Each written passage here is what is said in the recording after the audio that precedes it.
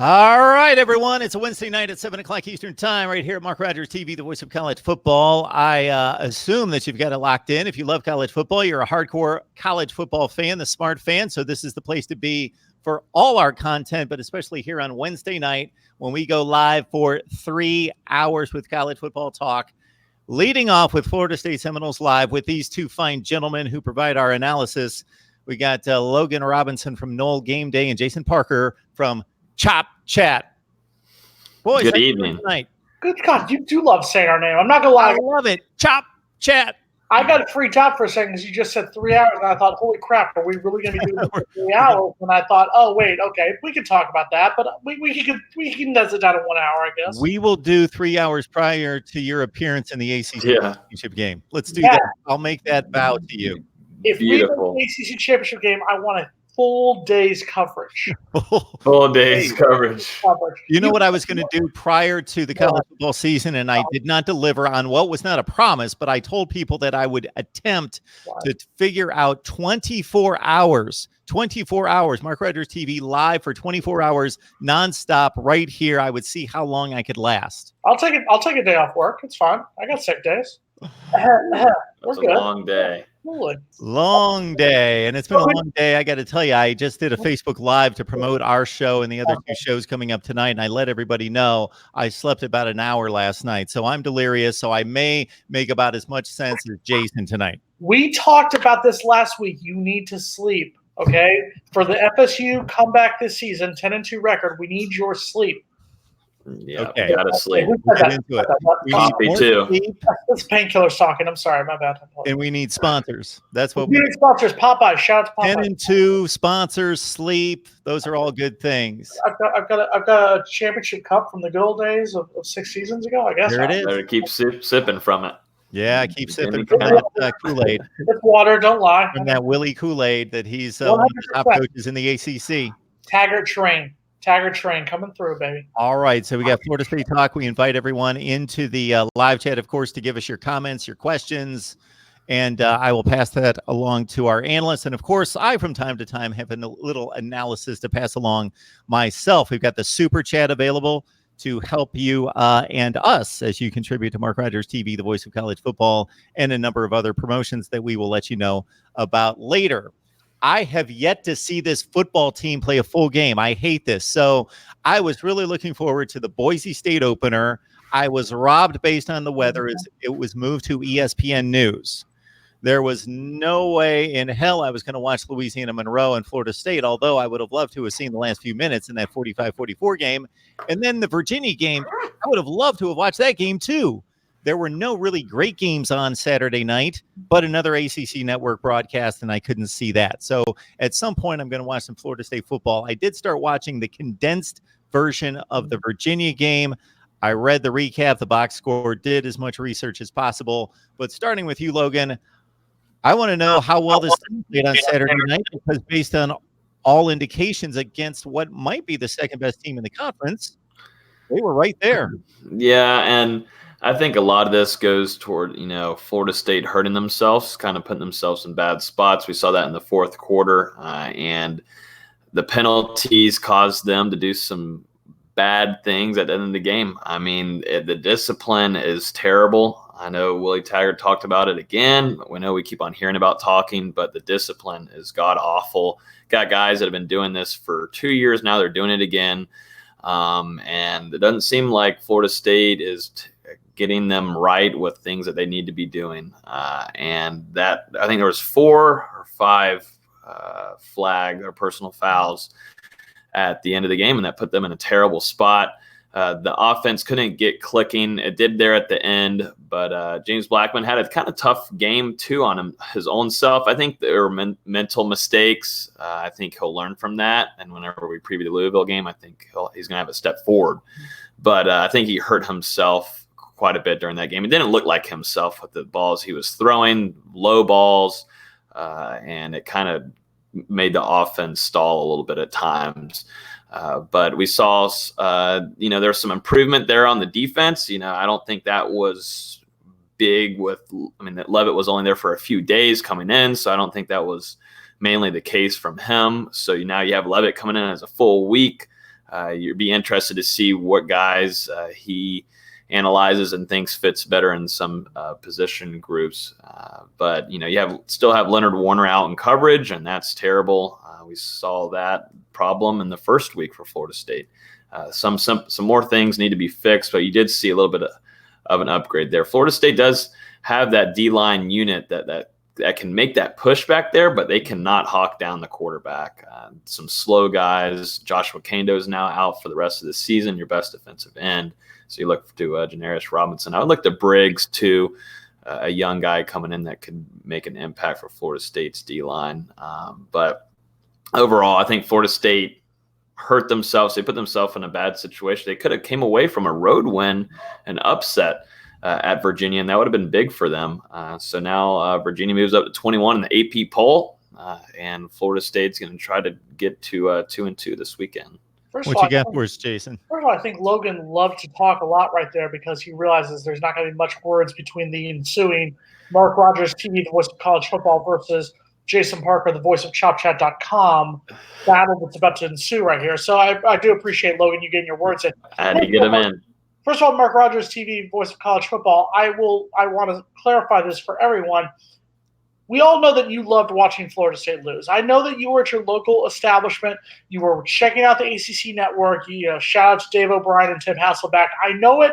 Jason, when you say things like that, people actually believe you. And then I know it's crazy. I know. But anyway, that's the point. I get hammered for this kind of. I still have a guy who tells me every day, "Why did you pick Michigan to beat Ohio State this year? They're not going to make the playoff." And I'm like, this is based on absolutely no fact. Okay. Find me the video where I said this. So people actually believe what you say. I know you were at the local BW3s in Hartford, Bristol, wherever you are in the state of Connecticut, I think it's the Nutmeg State. I get it. It's fine. You watched FSU lose, so that's fine. I know you appreciate it. So let's look at the one positive, all right? And I know that the haters are loving the fact that Florida State lost. They love they're waiting to come at me with all their hate, if you will.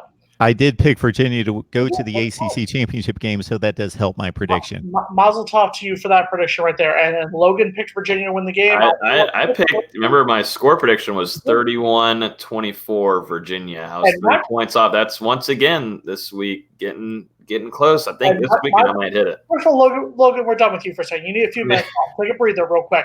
So I'm going to look at the positives of this game for a moment. It's a disappointing loss, and there's no way to sugarcoat it. It's a disappointing loss, whether we're talking about FSU 10 years ago, 20 years ago, or FSU in 2019. Losing on the road to Virginia was a disappointing loss.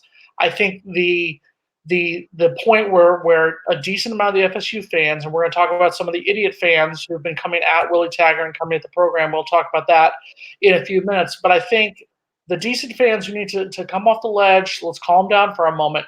Yes, it's a disappointing loss. Yes, it's a loss that should you be pissed off that this team lost their second game in the first 3 games of the season after having a halftime lead? Of course you should be mad.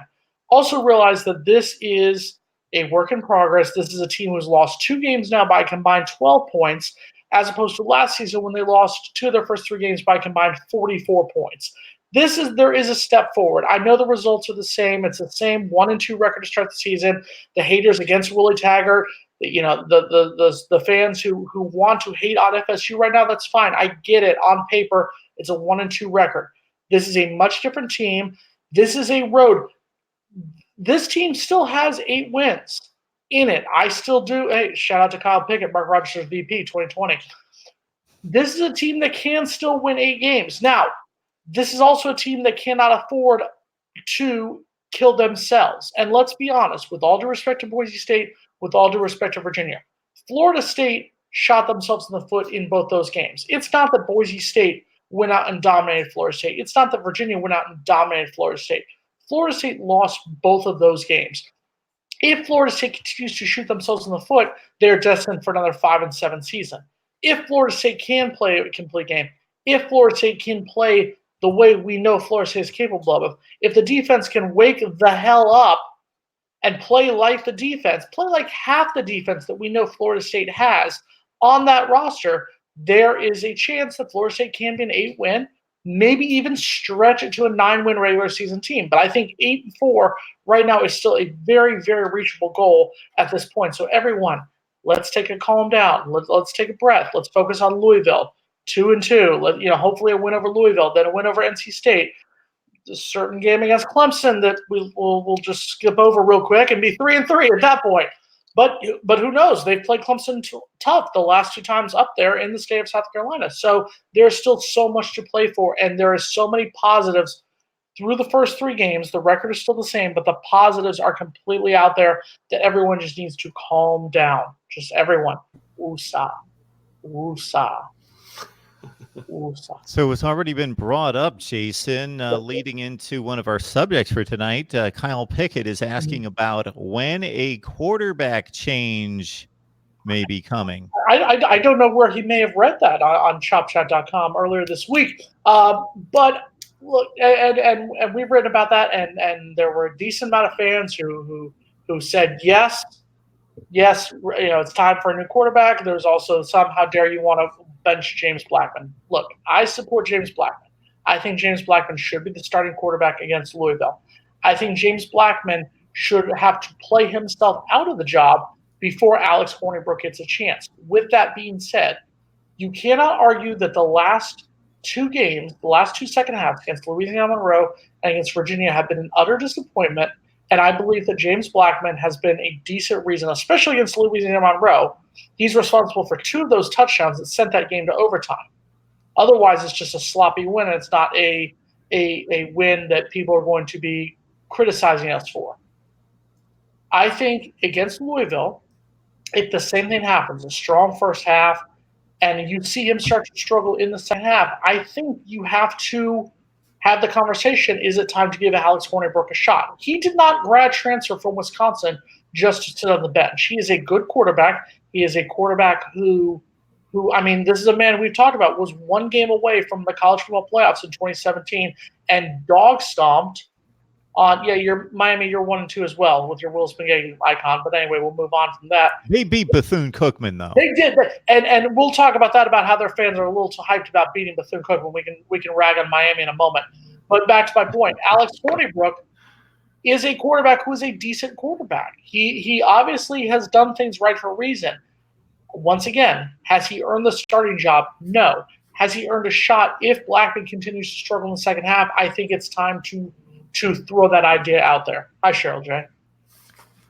That's an interesting topic that I got a lot of questions on before on our Instagram live show about, does there need to be a change at quarterback? I don't think so yet, kind of like how Jason's saying. James Blackman is first overall biggest leader on the team. He's known these wide receivers more and longer than Alex Hornibrook has, throwing routes with them during the offseason and years past. He knows these guys the most. He knows he's been at Florida State longer. Hornibrook just got here. And I want to bring up a stat too. And, this is stats, doesn't go with wins or whatever, but this is from Derek Shutterfield from Florida State. He put out a list saying the complete list of Florida FBS quarterbacks with at least 3 passing touchdowns in 3 separate games this season. James Blackman, Tua Tagovailoa, whatever. I don't care what. A for effort. I'm gonna say Tua. I'm gonna say Tua from Alabama, Jalen Hurts from Oklahoma, Sam Ehlinger from Texas, and then you have Anthony Gordon from Washington State. So I know, and the main struggle for James Blackman so far, you get the first half going a little bit, but then the second half is kind of a problem. Although there was some trickles of some mistakes happening in that first game in the first half against Virginia. I think the main thing for him is fixing some of these mental errors that are going through with him, which, we didn't see these kind of throws happen this much with James Blackman. And he was missing quite a bit of them, some easy throws. Of course, there's some guys that are dropping some balls on him that isn't putting him in a great situation either. You got to kind of keep an eye on that too. But keeping him protected back there, he did miss that shot to Tamarion Terry. And that's a big one. That's a huge one. Those are the kind of things where, that will get you in some big trouble if you're missing that kind of shot where that's a guaranteed touchdown from your best wide receiver. It's Tamarion Terry. Another thing is, which I think will help Blackman, where's Tamarion Terry at? Is he still on the team? Has he been let go? Has he transferred? If he's got any kind of one-on-one, I don't know if Bryles has got to talk to him or whatever, but if he's got any kind of one-on-one situations, you've got to throw it to Tamarion Terry. We saw how well that worked for Florida State last year. Go ahead and do it. I don't care how many times you got to do it during the game, but it's got to be amped up quite a bit because we haven't seen much of that until they got desperate against Virginia. But that's got to be something that's got to change because you got to utilize that kind of talent, and you got to do it now in order to get those explosive plays. My comeback to that would be, I feel like, and before we turn this back over to Mark Rogers TV, the voice of college football. Yes, keep going. Yeah, I think that the thing with James Blackman though is, and no game day. You guys are great. You guys were on the James Blackman bandwagon. Our people over here, Chop Chat, were on it to a certain extent. And my comment was, yes, last season he had a great game, 400 plus yards in the start against NC State, but it was also against an NC State team that was once again 115th against the pass defense. I feel like that skewed a lot of people's thoughts about James Blackman. This is the mistakes that James Blackman is making in the second half were the same mistakes he made as a freshman. And it was, okay, he's a true freshman. He's coming in here. He's 1 year out of playing high school down here in Palm Beach County, down in South Florida. This is the point where now we're talking about this is 2 years later. You're a redshirt sophomore. You're 3 years in the program. I get that it's a different offense than what you signed on for when you came in under the former head coach of the Seminoles. You can't be making those same mistakes. The Trey McKitty pass, where you're sitting there, you're not having your feet set. You're throwing it completely to the point where Trey McKitty is trying to stretch out and can't even bring it. Sorry, not to make it stretch that with a broken wing. But those are the mistakes that in 2017 as a true freshman, I'll give you a mulligan on those mistakes. In 2019 as a redshirt sophomore, 3 years in a program, those are mistakes you can't be making. So if you're going to be the leader, if you're going to be the man, I get Tamarion Terry needs to step up. I get the receivers need to step up. You're James Blackman. You're the leader of this team. You're the one who's supposed to be the quote-unquote savior of the season. I need that for all 60 minutes. It can't just be, oh, we got to lead at halftime. Oh, I had a big first half. Now I'm just going to chill out. It's got to be the entire time. Mm-hmm. Yeah, and it's got to continue throughout the rest of the game too. It seems in it. I don't know about the third quarter or something, and a little bit of the second quarter. Sometimes those 2 quarters, Florida State gets so trickled out on their offense. It just seems like they're confused at times, or they're trying to do too much, and it's a quick 3 and outs. And I'm sure we'll get to how much time the offense is having on the field, but it just seems like something's not clicking there. I think James Blackman, in my opinion, and we saw before we talked about even before the season started, he does better at reading the defense and sitting back. Bryles is wanting to run some quick throws, intermediate routes to the wide receivers, and that doesn't seem to work so well. Those are things that you can fix, though, if you got a quarterback that wants to learn and get better, and that's something that is an advantage for Florida State with James Blackman. But they've got to figure out a way that offense can move a little bit longer, because defense isn't having time to even get a sip to drink or to breathe, and definitely not be able to get talk about assignments that they're missing and go back and talk to call the box up in the stands to figure out what's going on wrong and get the reads right. 2 things real quick. Number one, Denny H. Logan must not drink. He's always makes more sense than Jason. I haven't had a drink in 2 months. Number one. And Logan has a natty ice. Yeah, I can't say anything. So number one, Denny, you're also the person who said Florida State would go 2-10. So I'll bet you the liquor of your choice that Florida State gets more than 2 wins this season. You're going to lose that bet big time. That's number one. And I'm so drunk on water, I completely forgot the second thing I was going to say. No, I do remember, actually. It was Tim Hasselback. Was it Tim Hasselback or Matt Hasselback who called the game? It's one of the Hasselback. Matt. Let's get that correct. I think I got it for you. Matt. Okay, for the Fighting ACC Network. Yeah, call your cable providers if you don't have that. Anyway, moving on. Sorry, the NC State game next week. Can't wait. Can't wait to actually be there at the game and not have to watch on the ACC Network. Moving on, though, but he did hit the nail on the head, though, and he said exactly what you said there, Logan, is you're sitting there running a fast-paced offense. And the problem with running a fast-paced offense is if you don't have a defense that can be just as fast-paced on defense and is prepared for that, then these are the problems you're going to run into. That's the problem. Jason is full of excuses. Don't give me lip win some damn games.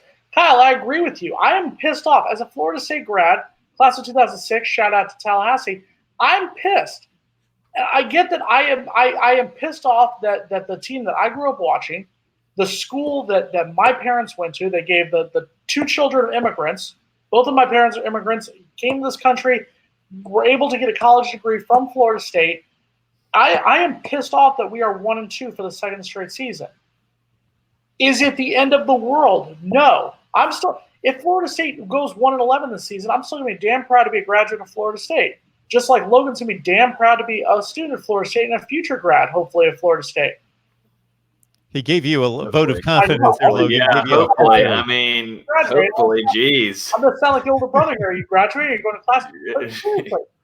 But also at the same point, it's being realistic about the fact that, A, it's not the end of the world. There's more important things, number one. And number two, this is not the same FSU team as the 90s. Stop watching the Bowden dynasty that the ACC network keeps portraying. Bobby Bowden's not walking through that door. Peter Warrick's not walking through this door.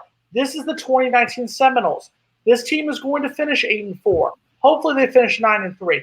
This team is going to be just fine as long as they beat Louisville this week. Now, next week, if they lose to Louisville, I'll freak out like the rest of you. But that's almost the point, Jason. They're not the 1990 Seminoles. They're supposed to be the 1990 Seminoles. And not that a program doesn't have a down year or two, but now we're working on 7-6 and 5-7, and who knows what's going to happen this year. So we're working on 3 consecutive bad seasons. 100%. And let's also remember, and I've had people say, oh, well, when are you stop blaming Jimbo Fisher? I'm sorry. Let's look at these players who are making the mistakes. Dontavius Jackson, I'm sorry. Who recruited him in here? I believe that was a Jimbo recruit. I believe many of the problems that we have, I'm sorry, Stanford Samuels not being able to stop a cold in the secondary, I believe he was, a Jimbo Fisher recruit.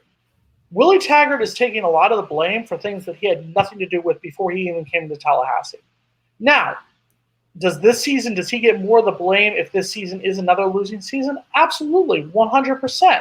Because now you're starting to get more into the Willie Taggart years. But is this still Willie Taggart's team? No.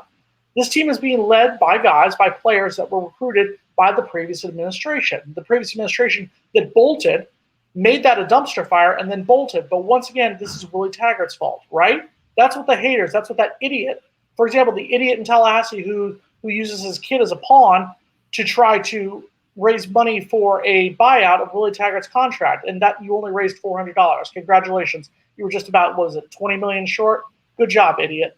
I don't care that you're an FSU grad. I don't care that you're a big money boost for the program. You're an idiot for using your kid as a pawn. And let me pull up the quote where he used his kid as a pawn and said, "At 4, I am already starting to gravitate toward the color orange." If a 1-2 start to the season makes you want to go root for, Clemson, Florida, Miami, go. You're not the fans that we need in Tallahassee. The fans we need are like Mark Ziegler, the professor at FSU, one of my professors when I was in school there, who has led this Do Something Positive campaign. This is what we need. We need fans out there. We need thousands upon thousands of fans out there doing the tomahawk chop in Garden Gold, 3:30 Saturday against Louisville. This is the fans that we need. We need support for this program right now. And if you're not going to support it because the first full-time black coach is 1-2, then you know what? Screw you. Go root for the Gators. We don't want you. I appreciate all the people that have signed up in the last few days for my weekly college football predictions. The Week 4 predictions will be out on Thursday. You're picking you can sign up for those a few different ways. You can go to the link below. It's not going to be right there right this second because we're on a live stream, but you go to any of the videos and you can grab the link next to Voice of College Football Community, sign up. You can also go over to betnow.eu if you use the promo code MRTVCFB, and that link is below in the video description section as well, next to the hashtag support. It's been a long time since I've spit this out. It's actually Sam Strong is the hashtag, Sam Strong, and you use the promo code MRTVCFB, and you get double your money there at betnow.eu. Again, get my predictions there at Voice of College Football Community. You're picking Yeah, buddy. Louisville, aren't you? He's going to pick Louisville. You watch it this I week. got to see that spread. Got to see that point spread. He wants to see the spread. It's a nice spread, nice salami and provolone. It's a nice anti-pasta spread. Is it a nice little spread there? Okay. Fun Tasty spread. little spread. I took Florida State and 7.5. Ooh, so And close. Virginia. So close. Yeah, so close. I'm a winner. No, you Got just, that one. Wait, Jason, you picked Florida State last weekend? I did. I said 27-24, and I was so close. Yeah. The whole touchdown thing at the end. So- Other than that, I was almost there. So what are we? We're all year one behind me now? Behind me and Mark, maybe? Wow. If we're going straight up, I actually have to admit I took Florida State to beat Boise State, and then I took the 2 winners the last 2 weeks. I'm 2-1. Me too. Straight up 2-1. I'm 3-0 with my heart. In my Yeah. heart, I'm 3-0. Of course you are. Of course you're 3-0. 3-0. Yeah. 3-0. 1-3 in 1-2 in record. 3-0 in my heart. Mm-mm. I wonder how the situation with DJ Matthews too, something to keep an eye on in that scenario, because before going into the game, we got word that he would not be traveling with the team. That was kind of a rumor throughout the week, but it seems like with him, it's one of those which I didn't see coming, to be honest. The ego thing was there with him in his head, and I found it just shocking to me because James Blackman is also roommates with DJ Matthews. And so I didn't see this coming really at all, but he was not allowed to come with the team to face Virginia. Keyshawn Helton was his main sub that came in and played, which Keyshawn Helton has shown some upside for Florida State's offense, and James Blackman seems to connect well with him. But DJ Matthews, I believe, is still with the team and is at practice. There was some rumors that I was hearing before the season started that DJ Matthews was actually interested in transferring from Florida State before the season even started, actually to a playoff caliber team in the college football. So something to keep an eye on. But I believe he was he at practice, or do you want to say bye-bye to DJ Matthews? Yeah, I'm sorry. DJ Matthews is another example of a recruiting stars over talent. That is that's going to be Jimbo Fisher's on his tombstone. Recruiting stars over talent, the Jimbo Fisher story. This is Jimbo Fisher leaving the dumpster fire because he recruits stars who aren't going to play. And I've said this before. Give me 3-star players who are going to show up and play over 4 and 5 stars who are more interested in making their highlights. DJ Matthews is a talented player. If he wants to leave, go. If Logan Tyler wants to allegedly be involved in DUIs instead of focusing on playing football, kick his butt off the team. Why don't we talk some defense, boys? Because Jim Leavitt was hired, and not as the defensive coordinator, but that's the speculation now. And also, you guys mentioned that Kando's out for the season. So where is the pass rush going to come from? It has to be manipulated to some degree. That's the most important aspect of a defense, other than tackling, is getting some pressure on the opposing quarterback, and they're going to have to manufacture that somehow. I see now. I haven't been that impressed with Leonard Warner this year, and it looks like there's going to be a change for him this week and the position group. But I liked what I saw against Boise State with how continuously they were getting to the quarterback and annihilating him. And I really liked the blitz packages that were being called with Levante Taylor coming off from the side. Also, I'd like to see a little bit more of Becker. He's kind of a little bit more of the lengthy type. He's a track guy.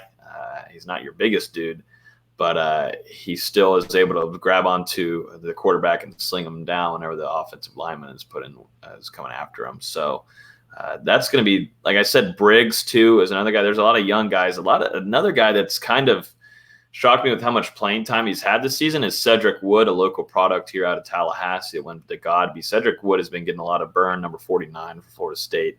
And what we're seeing is, Florida State can get that push. They got 3 massive defensive linemen there. But once that quarterback leaves the pocket, they can't catch him worth a damn. Janarius Robinson is slower than ever. And it's understandable. He's massive, but they can't get anybody over there. There's nobody with quickness. Even I feel like Mario Edwards was even faster than some of these cats. And Mario Edwards was pretty big, but just too slow to get to the quarterback. They'll make a push, but they can't grab the quarterback. And as we saw with the guy that can actually run a little bit too, it's very hard for Florida State's defense to bring him on the ground, or you'd have sack after sack after sack because they were making a push with Durden. Durden's had a nice start to the season. Marvin Wilson does his thing, it seems like every week, but they make the push. The quarterback just runs off to the side, and he's got an extra 3 seconds to figure out where his wide receiver is or figure out where he wants to run with linebackers that Florida State doesn't have right now. And we've seen the same, and we've written about this before on Chop Chat. I know they've written about it over at Noel Game Day.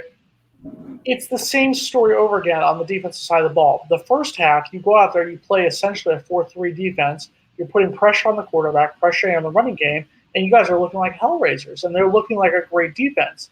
The second half, and this one was also in part due to Kando's injury, when you go back to more of a 3-4, you've got all these athletes playing out there in the field, and you're just giving up offense. You're giving up chunk yards, big plays that you were stopping in the first half. So with Kando being out, this is going to be the question. You lose a defensive end. Is this going to be more of a 3-4 defense the rest of the way? If so, that's a huge problem. This is a defense that needs to pressure. This is a defense, you've got studs, you've got athletes, you've got guys who can get to the quarterback. In that Boise State game, they were putting pressure on the true freshman quarterback, and it was working. This is where you have to do this, especially with Louisville, with a running quarterback. This is going to be something. If you can contain him, you're going to be fine.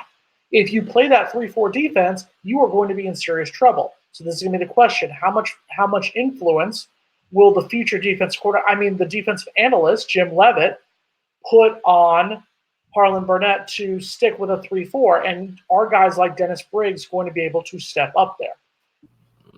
We'll keep an eye on it for sure.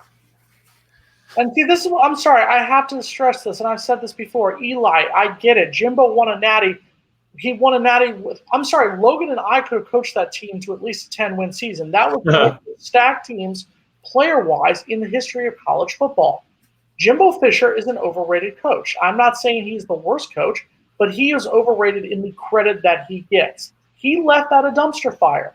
He recruited these players who were sitting there committing penalties. Dontavius Jackson committing stupid penalties 2 weeks in a row.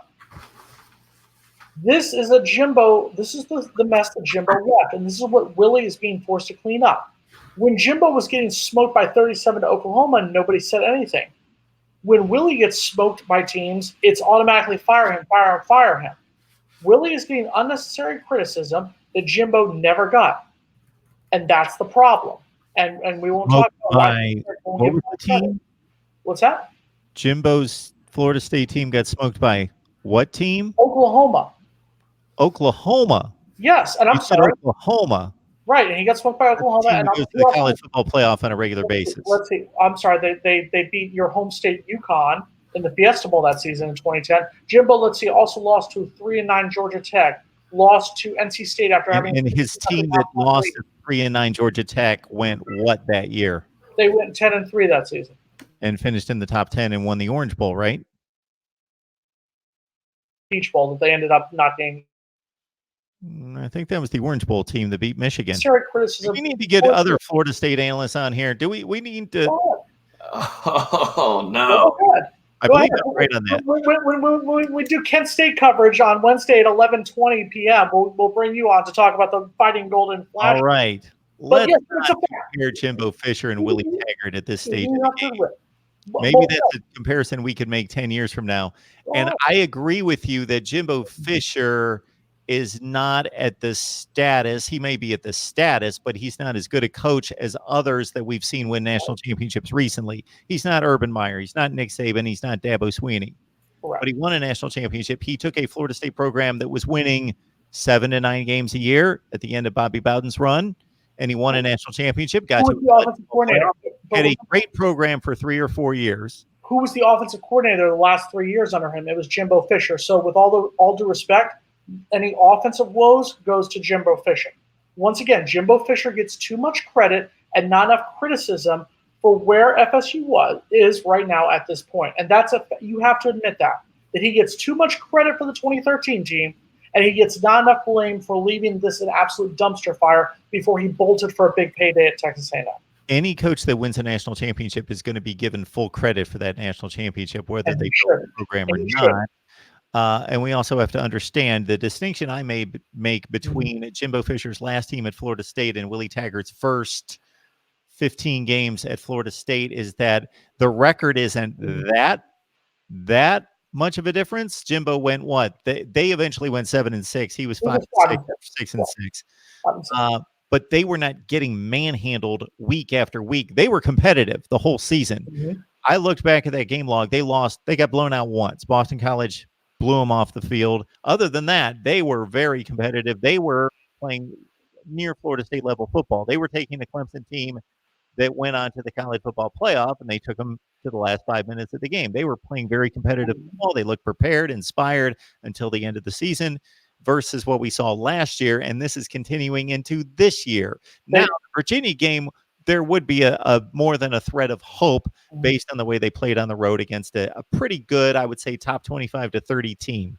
Let's also look at that 2017 season for 1 second and realize that they beat Syracuse based on the Orange missing a field goal that would have sent the game to overtime. They beat Wake Forest, but they were on a Hail Mary touchdown. They beat Wake Forest on a Hail Mary touchdown with 40 seconds to go, and they beat Duke on a fourth quarter touchdown by Cam Akers. Those are 3 wins by a possession each. So I'm sorry, that 2017 season could have been a 10-loss season if you want to look at it. Or I'm sorry, it would have been a 9-loss season because they wouldn't have had to reschedule the Louisiana-Monroe game.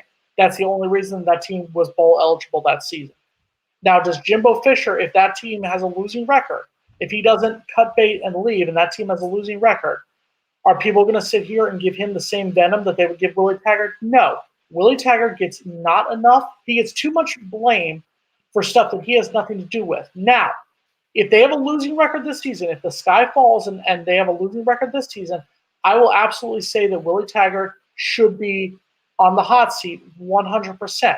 What I am saying is that I think that he, after 15 games, is being given too much criticism for the dumpster fire that was left by the previous administration. Jimbo Fisher was being given the benefit of the doubt based on the equity he had built up, much like we see Eli Manning getting benched this week. But are we talking about Eli Manning being one of the worst quarterbacks in the NFL? No, we're not talking about that necessarily. We're talking about him being one of the worst quarterbacks in the NFL who was able to hang on to his job for a while based on all the equity he built on from being a clutch player who won 2 Super Bowls with 2 game-winning touchdown drives. So he had equity in the bank, and therefore he was given a longer stretch, a longer string, whether right or wrong. And Jimbo Fisher was only given 1 bad season. He only had 1 bad season at Florida State, and relatively speaking, a bad season, 7-6 bowl win. I know he wasn't around for the bowl win, but the team finished at 7-6 with a bowl win. That was his worst season. Listen, let's talk about equity. I live in South Florida where Miami fans are still, the Canes fans are living off 2001 and the Dolphins are living off a Super Bowl in 1973. So I will talk about equity. I'm talking about the same person being involved and being given credit after building up equity and then having a downtime. That 2013 team was arguably one of the best college football teams in the history of the game, at least the last 30 years, if not longer. Sure. Who recruited them? I think it's the best college football team ever when you look statistically. It's the best college football team ever. That's why I'm saying I think he gets too much credit. He gets too much credit for that team because that's a team that I think MarkRogersTV, the voice of college football, could have coached to a decent record. That's a team that if and I'm sorry, if Jameis had been suspended during the investigation into the sexual assault allegations, that team still would have won those games because they were such a stacked team. They could have done that. They almost had Derwin James and Dalvin Cook on that and that team too, which would have been absolutely scary too. Having them, and which Dalvin Cook, as we know right now, is if we saw it coming as FSU fans, we know how good Dalvin Cook was and is. But whenever he's healthy and he can show the rest of the NFL what he can do, this is what happens, leading rusher and going into week 3 of National Football League. And I was going to mention too, what do we have, like 120 people and only 23 likes I'm not understanding. No, I don't understand that I'm either. not understanding. We're only. Let's give Dalvin Cook credit. Dalvin Cook helping the one-arm Bandits to a win last week here in fantasy. Let's congratulations. There we go. Shout out to Broward County Seminole Club for the watch party. Where's the like thing? The I'm like. not understanding 122 on the line, and what the number of likes? 23 likes, 122 people on the line. Did I not just walk behind Logan? Guaranteeing that 400 people have cycled through this live stream, and I'm guessing more than 23 have liked. Actually, liked the video in their mind, but did not respond by liking the video with the click of the mouse. Are we going to completely ignore the fact that a cat just walked behind Logan? Are you in the middle of the forest in Tallahassee? Where are you? There's live animals. There's live animals always with me at all times. Here's one right here. This is Gilly from a character from Game of Thrones.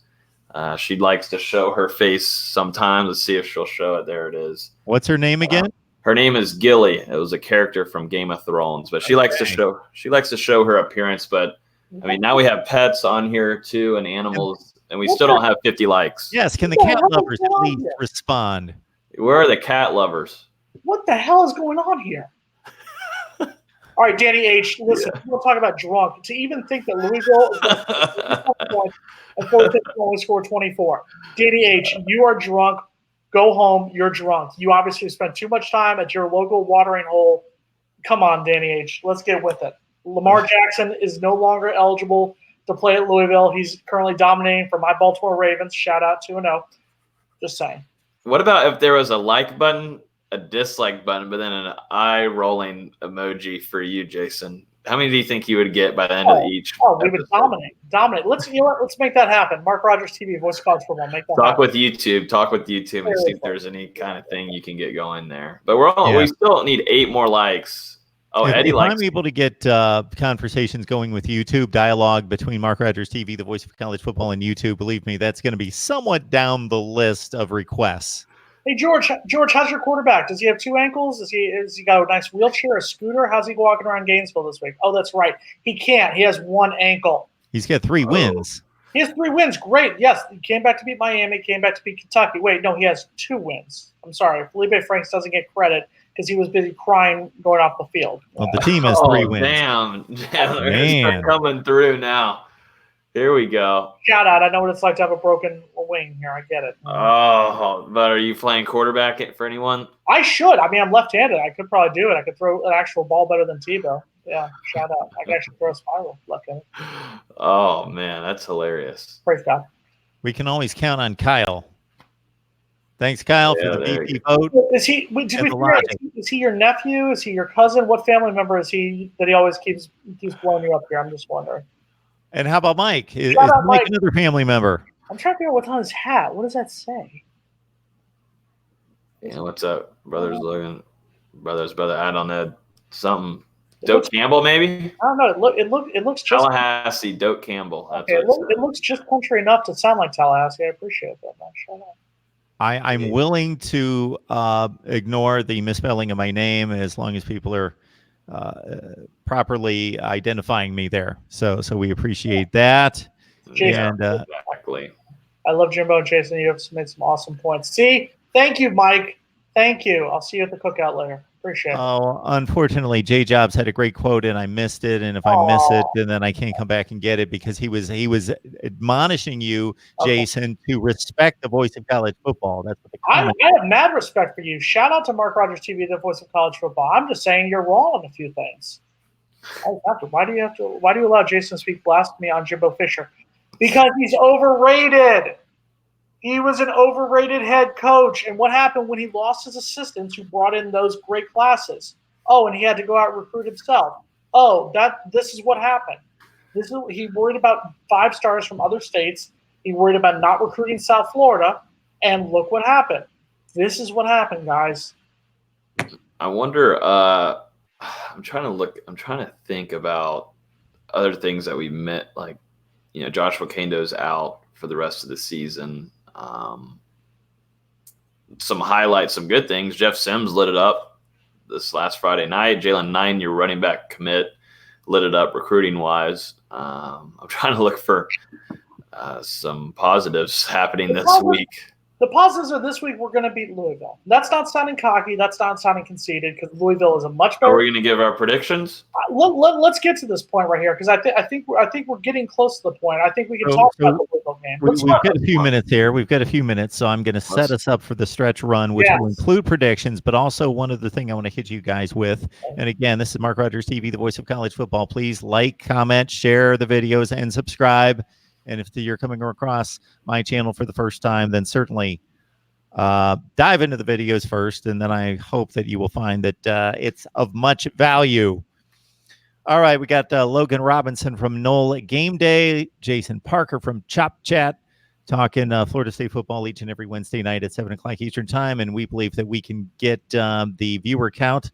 Maybe if actually Florida State would win some games, maybe the viewer count would go up. Maybe I could get some cooperation from Florida State. Oh, listen to that guy from Ohio talking smack. OHIO. All right. Before we get to predictions, Florida State played its first conference game. They lose to Virginia 31-24, had a lead much of the game. So I'm going to kind of go through some numbers and get your take on who can really play on this team. Who are the best players on this team?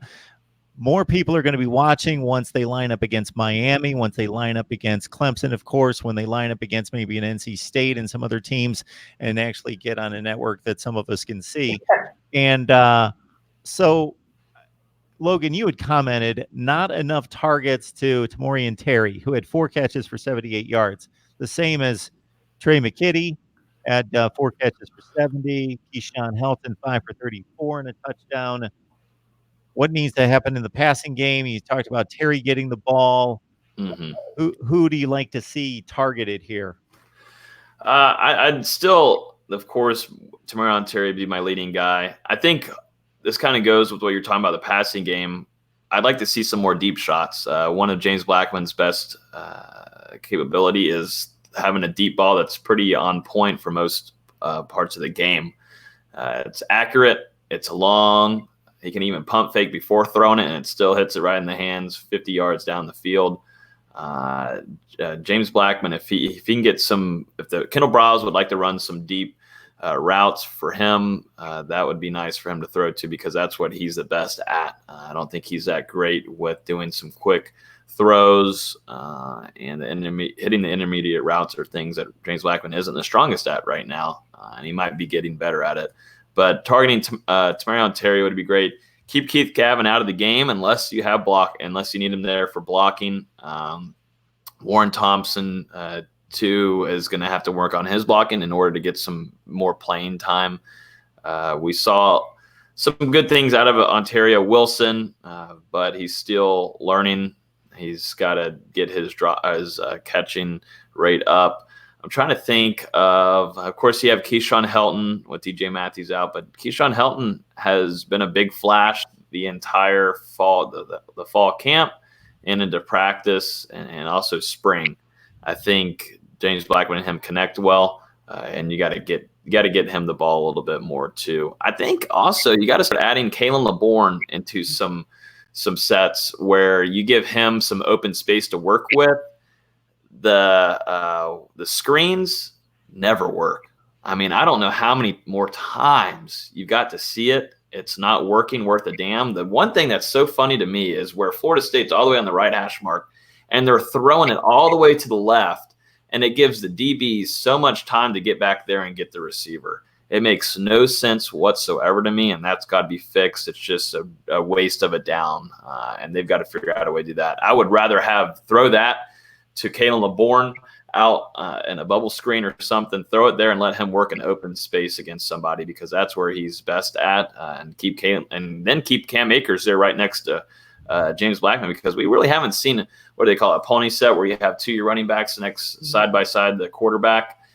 Have that there, utilize that to your advantage. I mean, you've got a guy that's doing great so far with the running game. You pitch it off or throw it out to the side to Kalen LeBourne, who we saw even in the Virginia game show some flash.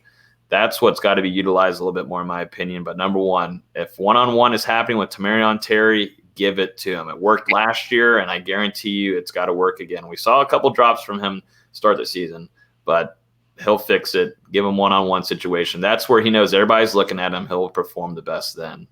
I think my issue with LeBourne is the fact that if you look in the Virginia game, when he gets his chance, he still has a little bit of hesitation. I don't know if he's just still concerned about the injury or whatnot.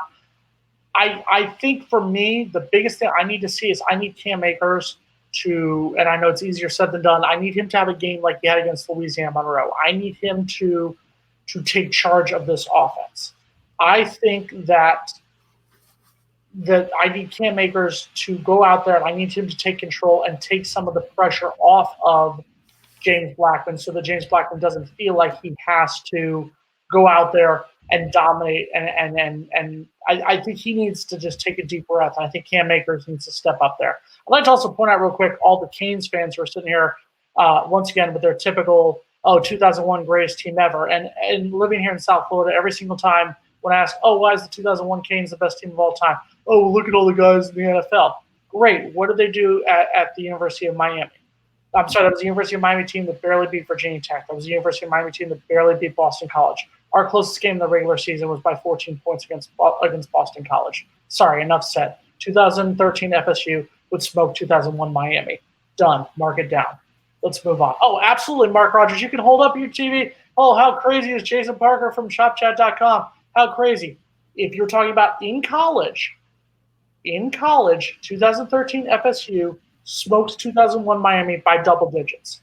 Mark it down. You heard it here. Mark it down. There's nothing to prove it. We can mark it down, and let me have my moment, Mark Rogers. Next 5,000 years, because it's not going to be played, so nobody can prove anything. On EA Sports, say that 2013 Florida State team would beat Miami by 2 touchdowns is a bit ridiculous. I said by double digits. That could be 10 points. Okay, by 10 points.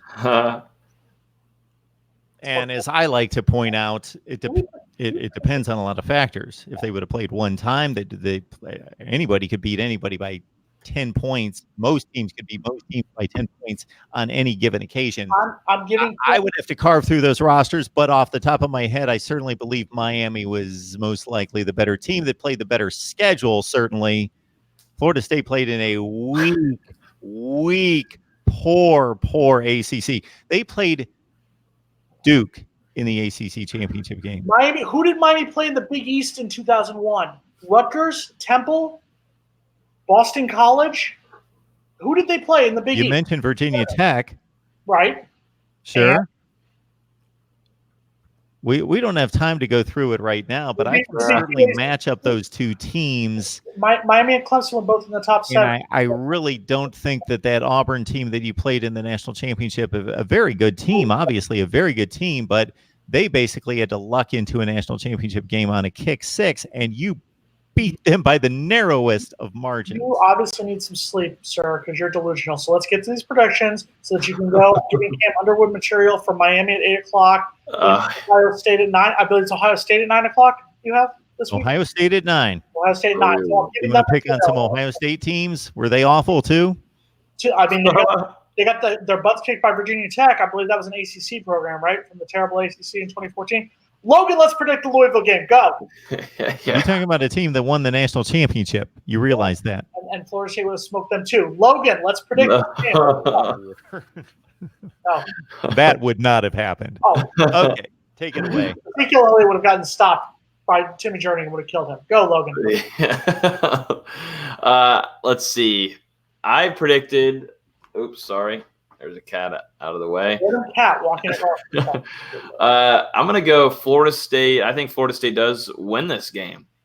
And I was kind of 50-50 on it all throughout the week. But I'm going to go Florida State does get the dub in Doak Campbell Stadium. I think James Blackman takes a step forward. I think he learns from his mistakes. And I think Levitt being there helps. I think that gives a nice positive. I don't know how dramatic it will be in just the short span of time he's been here. But I think a big thing that fans and also – people covering the team have seen there's guys that are in positions that they shouldn't be and they need to be moved around. And it seems like that's kind of what's going on during the week that start the practice. So I'm going to go Florida State. What did I say?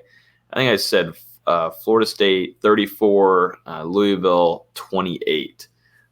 And I think that's going to be going to bring Florida State to 2-2 in their first ACC win of the 2019 campaign. And I'd look I'd look to see. I'm trying to think of some guy that I think is going to show out, but I think a little bit of James Blackman and Tamarion Terry is going to connect well.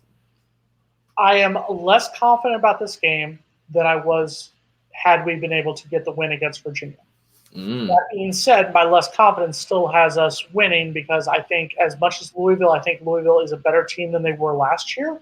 I am not sold on wins over, I believe it was Western Kentucky last week, and I'm sure it was Eastern Kentucky, I think, the week before. I think they're winning the directional Kentucky games to start off the season.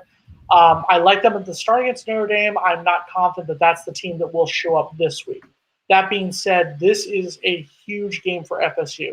FSU needs this game to basically save their season. If they win this game, there is hope of an 8-win season. There is hope of everything being able to turn around.